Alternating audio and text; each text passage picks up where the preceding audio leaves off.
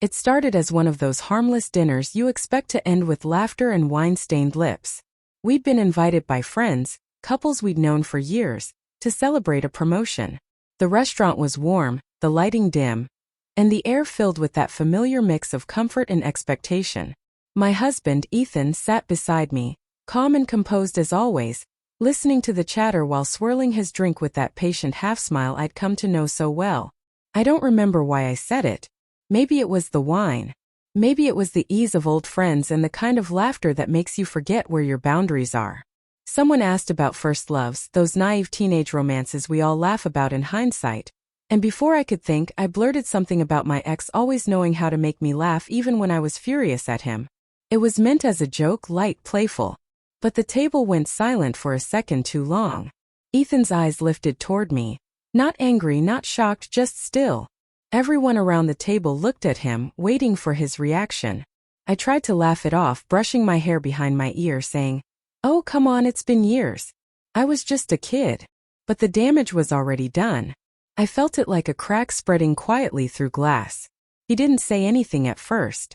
He just nodded slowly, set his glass down and said almost too softly, "Funny how some memories stay warm no matter how cold the person became." His tone was calm, but the words carried weight, sharp, deliberate.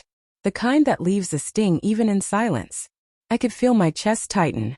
My friends looked between us, unsure whether to laugh or look away. I forced a smile, muttered something about him being dramatic, but my voice trembled. He didn't look at me again for the rest of dinner. He spoke politely, smiled when spoken to, but there was something distant in his eyes.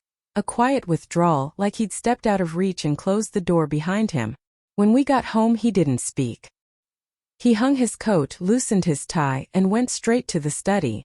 I sat on the couch replaying the moment again and again, realizing too late that sometimes it's not what you say, it's what you reveal without meaning to. The next morning felt unnaturally quiet.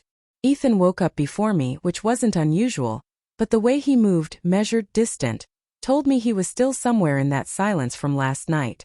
The coffee machine hummed softly in the kitchen, the kind of background noise that normally filled the air between our sleepy conversations. But today there were no words. Just the sound of his cup setting down, the faint rustle of newspaper pages turning, and the hollow beat of my heart reminding me of what I'd broken. I tried to act normal. I asked about his meeting, his schedule, anything that could steer us back to normalcy. He responded politely, each answer short, precise, and empty of warmth. When he finally looked up from the paper, his eyes weren't angry, they were tired. "Do you ever think," he said slowly, "how easy it is to forget what you have when you're busy glorifying what's gone?" I froze. I wanted to tell him it was just a joke, that I hadn't meant anything by it. But even as I opened my mouth, the words sounded shallow in my mind, because deep down I knew what he meant. I had laughed about the past one too many times, the college stories, the what-ifs, the memories of people who didn't deserve a second thought. It had never crossed my mind how it sounded to him.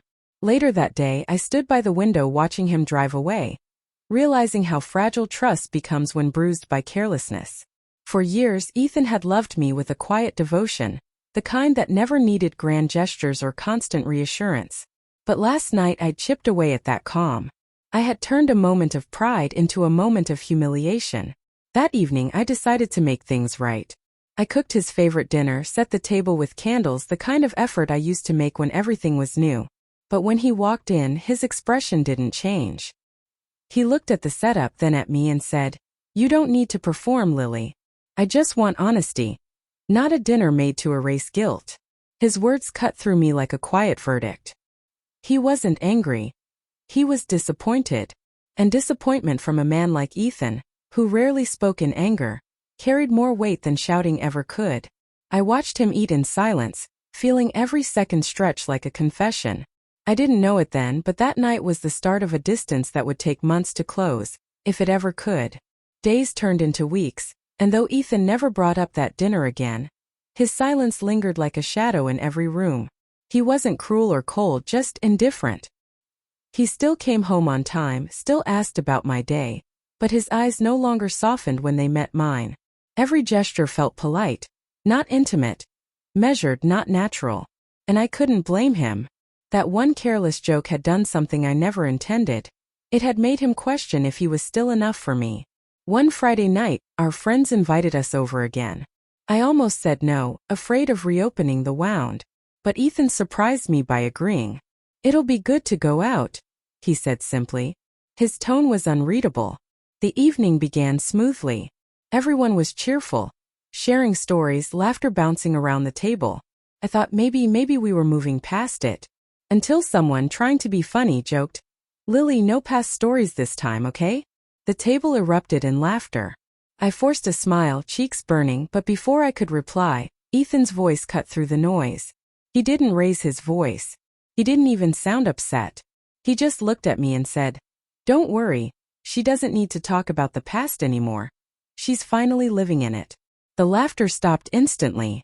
The air went still, every pair of eyes shifting between us. I felt my throat close. There was no sarcasm, no mockery in his tone, just quiet truth. That kind of truth that hurts more because it's calm. I whispered, "Ethan, that's not fair." He nodded slightly, still composed. "You're right," he said. Neither was that joke. No one spoke after that. Dinner ended quickly, and as we left, I realized his response wasn't meant to embarrass me. It was meant to mirror what I had done, to let me feel what he had felt. Exposed, reduced to a moment that didn't define him. At home I finally broke. I told him I was sorry, not for the joke, but for never realizing how my words could make him feel small. He didn't say anything at first. Then he reached out, took my hand and said softly, "I never needed you to be perfect, Lily. I just needed you to remember who's standing beside you, not behind you." That night we sat together in silence, not the heavy kind from before, but a gentle, forgiving quiet.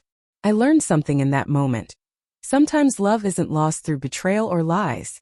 Sometimes it slips away through careless laughter, through words said without thought, and hearts left unheard. Ethan's response had silenced everyone that night, but it also woke me up.